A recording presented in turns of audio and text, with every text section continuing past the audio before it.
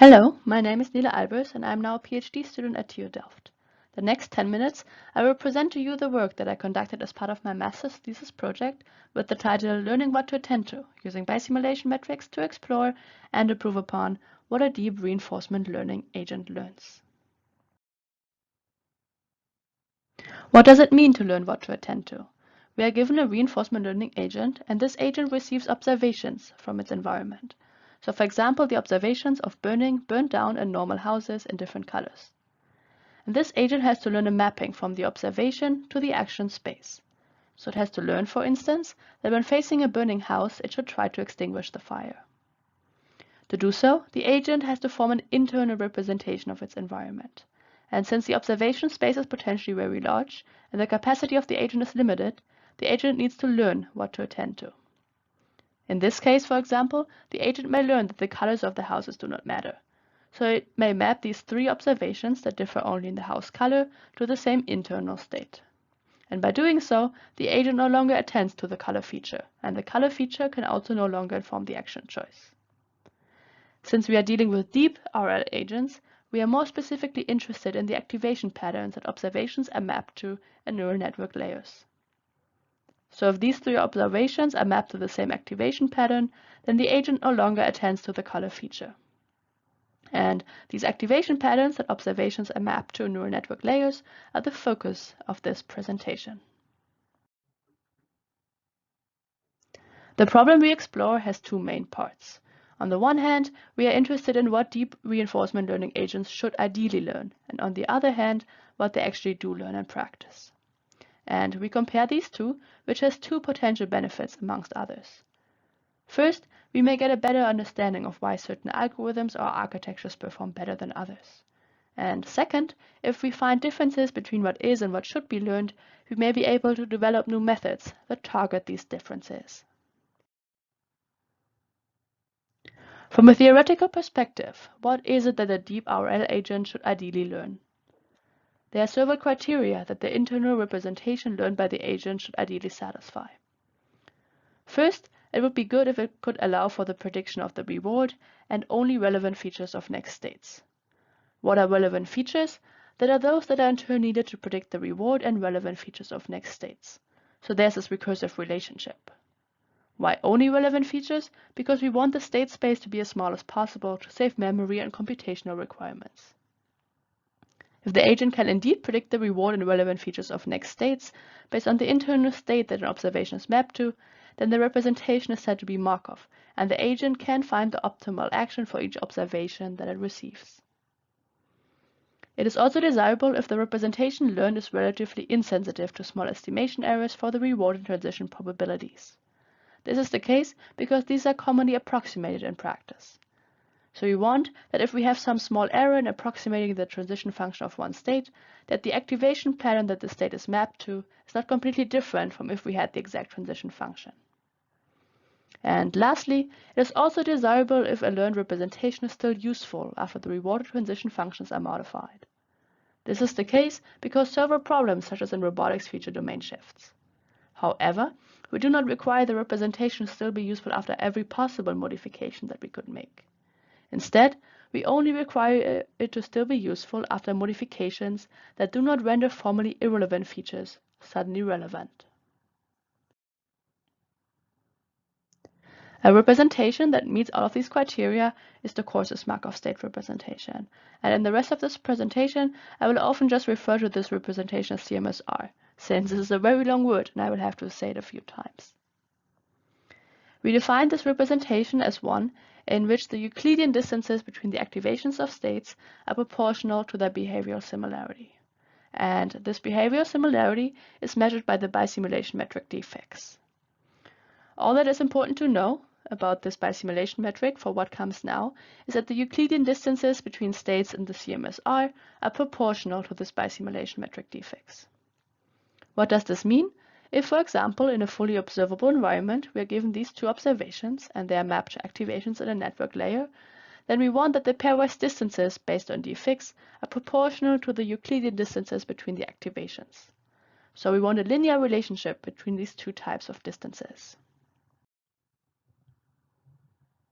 In the following, I will now give you a brief overview of our research questions and main findings. The first question we investigated was which internal state representations are learned by deep RL agents and how similar they are to the CMSR.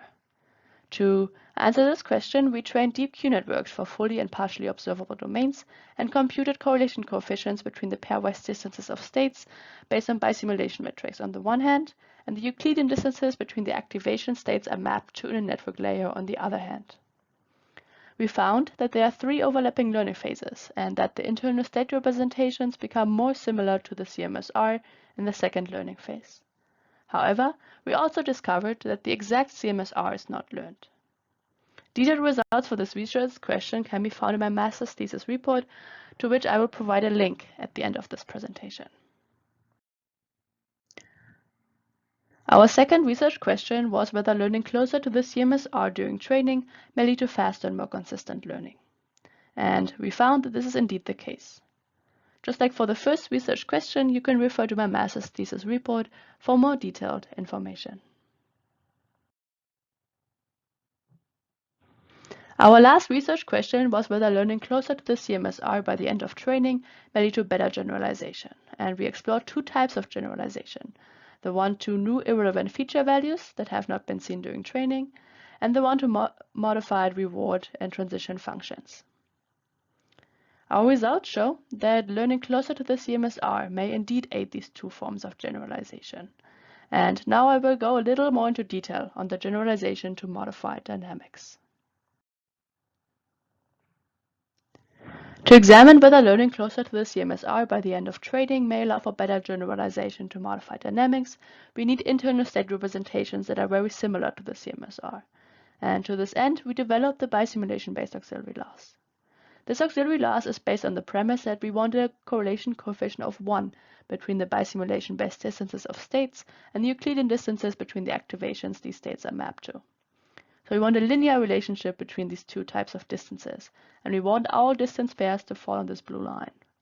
There's one hyperparameter, which is the target Euclidean distance between the activations of states that vary behaviorally dissimilar, so states that have the largest possible value with respect to the bisimulation metric.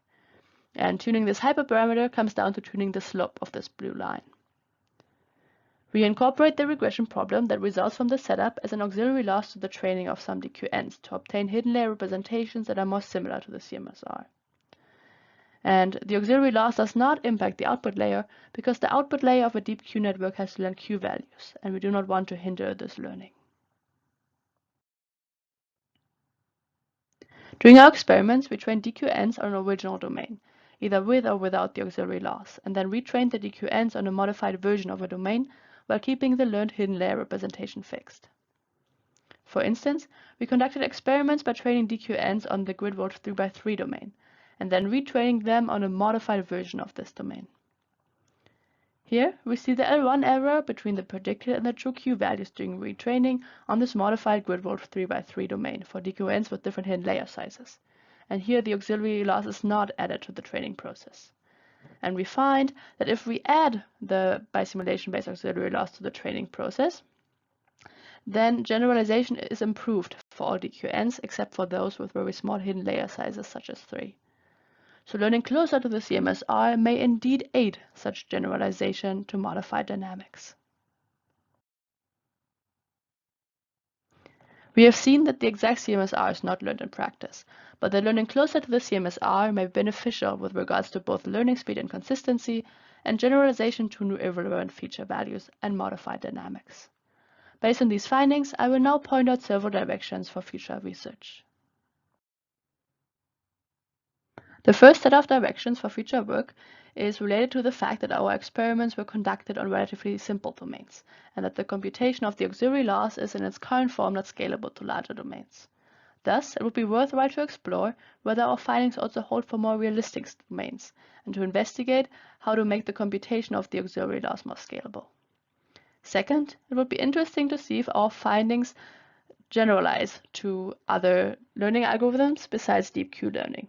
Computing our bisimulation-based correlation coefficients for other algorithms would thereby also help to gain an understanding of what the resulting deep reinforcement learning agents learn.